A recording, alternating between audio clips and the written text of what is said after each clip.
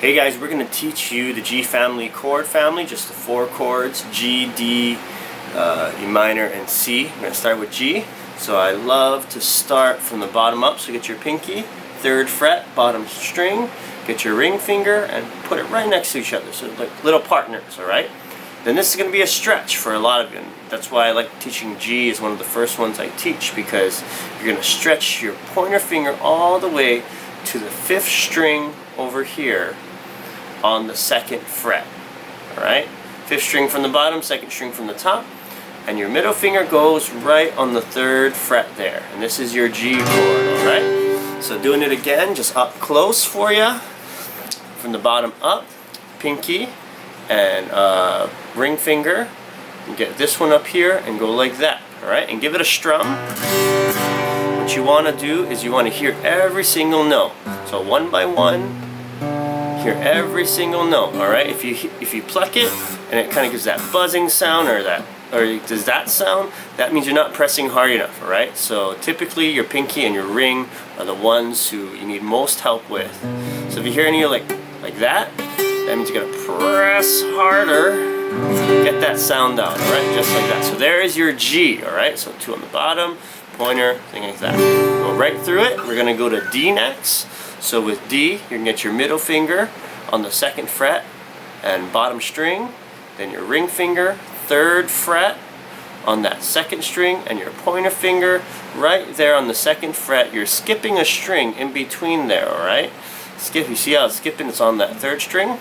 There, and this is your D, and you're technically only supposed to play the bottom 4 strings. Alright, so you can go ahead, get that position there, middle finger, that one there, and you go and one by one. We're going to have so many other exercises to help you transfer from G to D and go from different chords, but we're just trying to get those forms in, alright?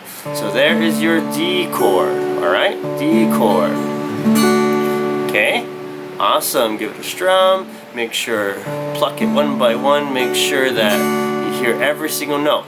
Alright, E minor 7 is next. And so if we go to the G, you remember the bottom 2 are by your pinky and your ring finger.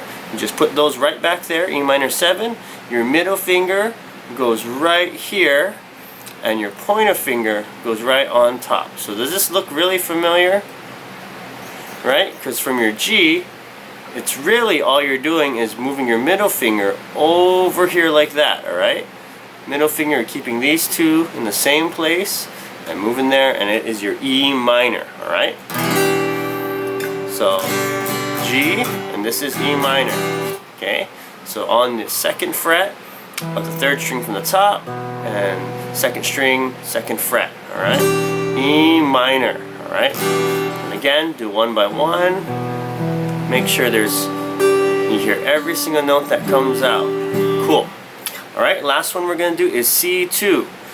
Now C2 again, look, on the bottom here, you have the same 2 on the bottom, 3rd fret, 2 bottom strings, your pinky and your ring. Now this pointer finger goes down to the 3rd string from the top, 2nd fret, and now your middle finger kind of comes right over here in the 2nd. So look. So if this looks really like G, but just 1 string down. So this is your G, and this is your C2, alright? And this is your E minor, this is your D. And if you see, there's one thing that stays in common with all of these chords. It's this finger right here. Your ring finger should actually never move when you're going between specifically these 4 chords, alright? So your C2 comes in the 3rd, there, and there you go. These are the first chords we're going to be learning: the G, the D, E minor, C. Alright? If you want to mess around, you can start just going to different chords and start strumming with it. Alright? But here we go. Those 4 chords, those are the ones we want to work on first. Alright.